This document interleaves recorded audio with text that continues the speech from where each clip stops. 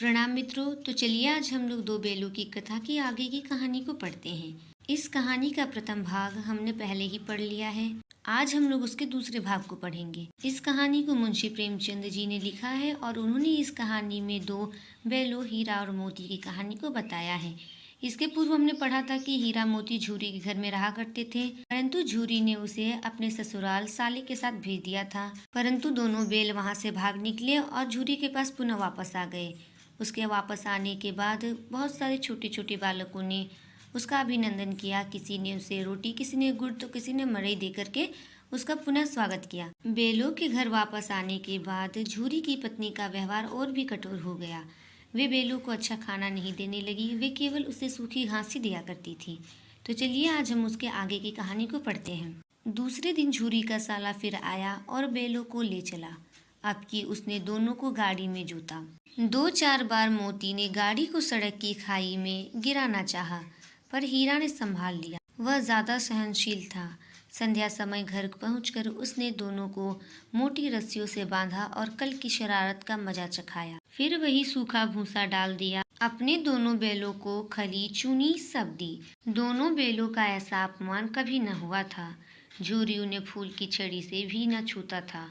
उसकी टिकार पर दोनों उड़ने लगते थे। यहाँ मार पड़ी, आहत सम्मान की व्यथा तो थी ही, उस पर मिला सूखा भूसा। नाद की तरफ आंखें तक न उठाई। दूसरे दिन गया ने बैलों को हल में जोता, पर इन दोनों ने जैसे पाँव न उठाने की कसम खा ली थी। वह मारते मारते थक गया, पर दोनों ने पाँव न उठाया। एक बार जब उस निर्दयी ने हीरा की नाक पर खूब डंडे जमाए, तो मोती का गुस्सा काबू के बाहर हो गया। हल लेकर भागा। हल, रस्सी, जुआ, जोत सब टूट टाट कर बराबर हो गया।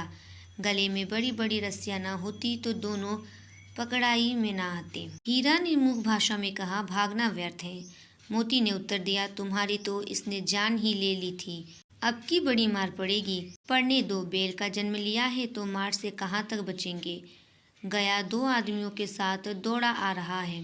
दोनों के हाथों में लाठियां हैं। मोती बोला, कहो तो दिखा दूं कुछ मजा, में भी लाठी लेकर आ रहा है। मुझे मारेगा तो मैं भी 1-2 को गिरा दूंगा। नहीं, हमारी जाति का यह धर्म नहीं है, हीरा ने कहा। मोती दिल में ऐंठ कर रह गया। गया आ पहुंचा और दोनों को पकड़कर ले चला। कुशल हुई कि उसने इस वक्त मारपीट न की, नहीं तो मोती भी पलट पड़ता। उसके तेवर देखकर गया और उसके सहायक समझ गए कि इस वक्त टाल जाना ही मसलहत है। आज दोनों के सामने फिर वही सूखा भूसा लाया गया। दोनों चुपचाप खड़े रहे। घर के लोग भोजन करने लगे।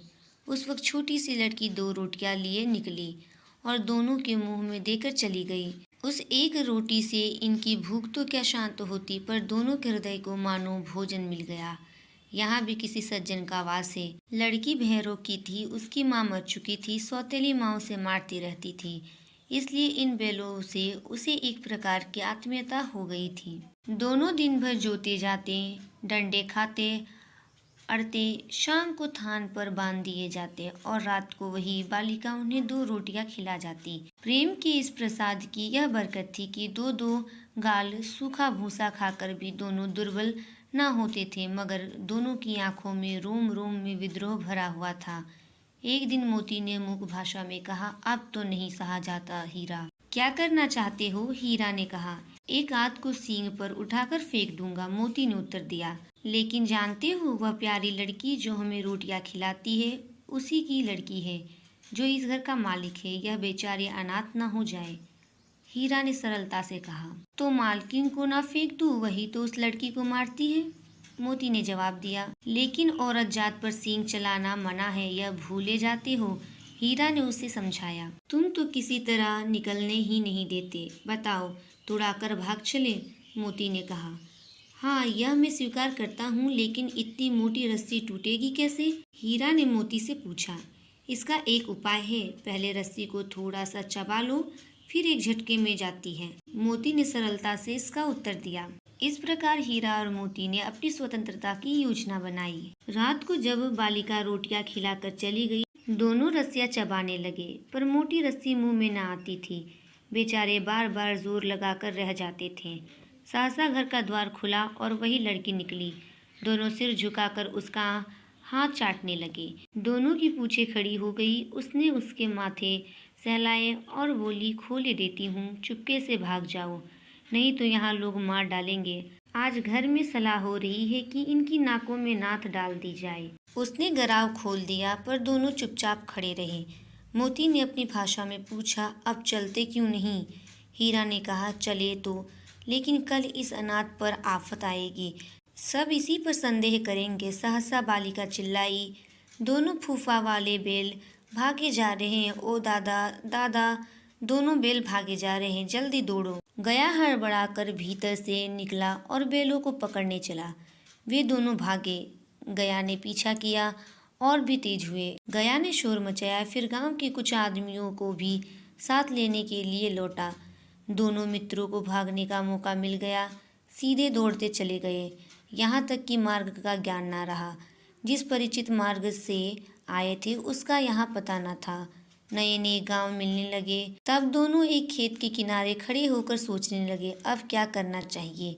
हीरा ने कहा, मालूम होता है राह भूल गए। तुम भी बेतहाशा भागे, वही उसे मार गिराना था।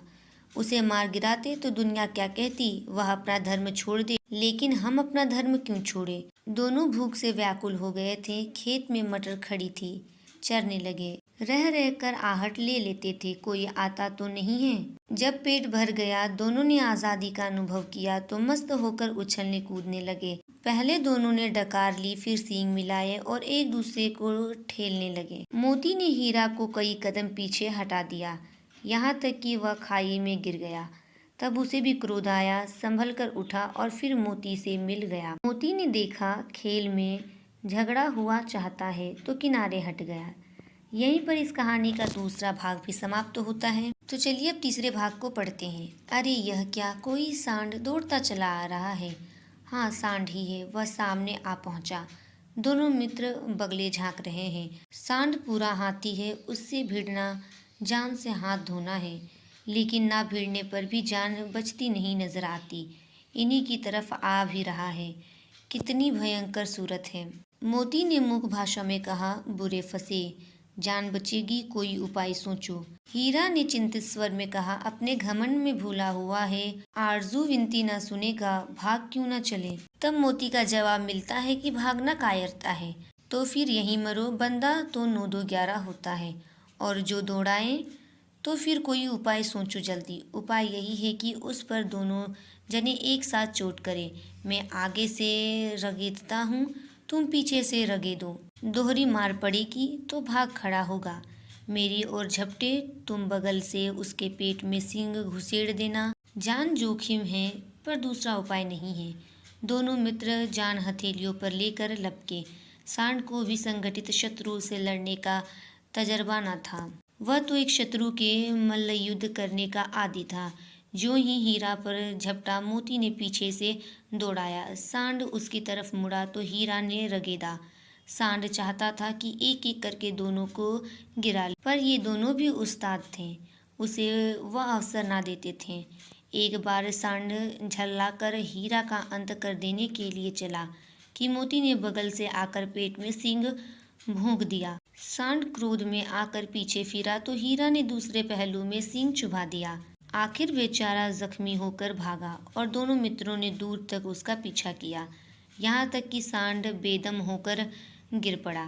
तब दोनों ने उसे छोड़ दी। दोनों मित्र विजय के नशे में झूमते चले जाते थे। मोती ने अपनी सांकेतिक भाषा में कहा, मेरा जी तो चाहता था कि बच्चा को मार ही डालूं। हीरा ने तिरस्कार किया, गिरे हुए बेरी पर सींग न चलाना चाहिए, यह सब ढोंग है। बेरी को ऐसा मारना चाहिए कि फिर ना उठे। मोती ने सहसा जवाब दिया, अब घर कैसे पहुंचोगे, वह सोचो। हीरा ने कहा। तो मोती का उत्तर आया, पहले कुछ खा ले तो सोचे। सामने मटर का खेत था ही। मोती उसमें घुस गया। हीरा मना करता रहा, पर उसने एक न सुनी। अभी 2 ही 4 ग्रास खाए थे कि 2 आदमी लाठियां लिए दौड़ पड़े और दोनों मित्रों को घेर लिया। हीरा तो मेड़ पर था, निकल गया। मोती सींचे हुए खेत में था। उसके खूर कीचड़ में धंसने लगे, ना भाग सका, पकड़ लिया। हीरा ने देखा संगी संकट में है तो लौट पड़ा, फंसेंगे तो दोनों फंसेंगे। घर वालों ने उसे भी पकड़ लिया। प्रातःकाल दोनों मित्र कान्जी होर में बंद कर दिए गए। इस कहानी का तीसरा भाग यहीं पर समाप्त होता है। इसके चौथे भाग को हम अगले वीडियो में पढ़ेंगे। तब तक के लिए धन्यवाद।